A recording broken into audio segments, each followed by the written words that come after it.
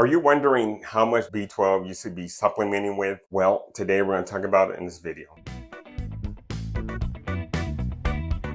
There are many people on supplements today, and there's a few different reasons. Actually, there's a lot of different reasons, but the most common reason would be they're looking for more energy, they're looking to lose weight, or they in fact have a B12 deficiency. Now, what puts you at risk for having low B12? Well, the first one would be, and this is quite known, is in your diet. So people who are on a vegetarian or vegan diet tend to have lower B12 levels, and that's because great sources of B12 are in animal products. But that's not to say that you can't maintain good B12 levels on a vegan diet. You can, it just takes some planning, but certainly that population is at risk for having a low B12. Also, you're at risk for B12 if you have some type of GI issues. The reason being that B12 is absorbed in a certain way. How is it absorbed is through the stomach and the small bowel. So what happens is your stomach will put a small protein onto the B12 so it can get absorbed later in the small intestine. And there's a section at the very end of your small intestine where it's actually absorbed.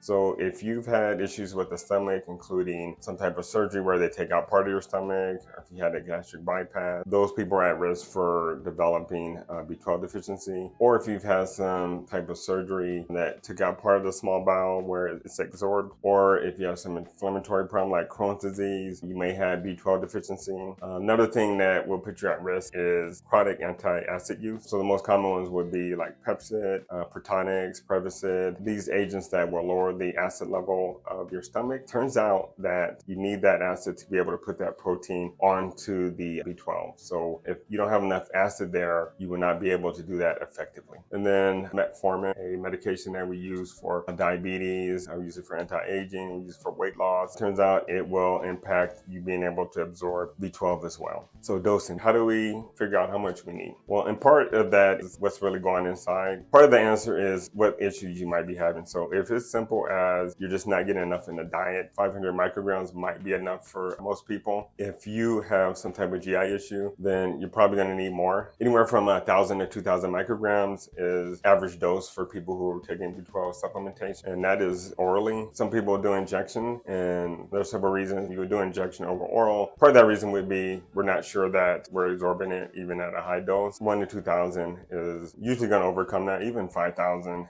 generally will overcome that. The advantage injectable though would be that you know that it's in there and you don't have to do it daily. Perhaps at the beginning you would do injection weekly, and then maintenance would be probably injection once a month. Depends on the person and the situation. So that's the general range. If we're doing it oral, anywhere from 500 micrograms to 5,000 is generally what is done. You know, I've heard of people doing more than that. Injection wise, 1,000 micrograms is going to be enough for the vast majority of people, though I've seen 2,000, which that's safe as well. So people often ask around dosing to, one, make sure they're getting enough, but also they want to make sure they don't get too much. B12 is incredibly safe. It's water soluble. So what that means is your body will intake it, and anything extra that it doesn't need will immediately get released. So we won't get some toxic buildup of it. Your liver will store some of it. Otherwise, anything we don't use is really just going to leave the body. Now, if it gets too high for an extended period, you can get some side effects. That will include headache, include nausea or vomiting. Those are probably the most common. Some people will get diarrhea, and a small percentage of people actually will get the opposite of the intended. If you're taking it for energy, some people can get fatigue. Well, are you taking B12? Comment below what dose you're using. If you found this helpful, please subscribe. Otherwise, we'll see you next time.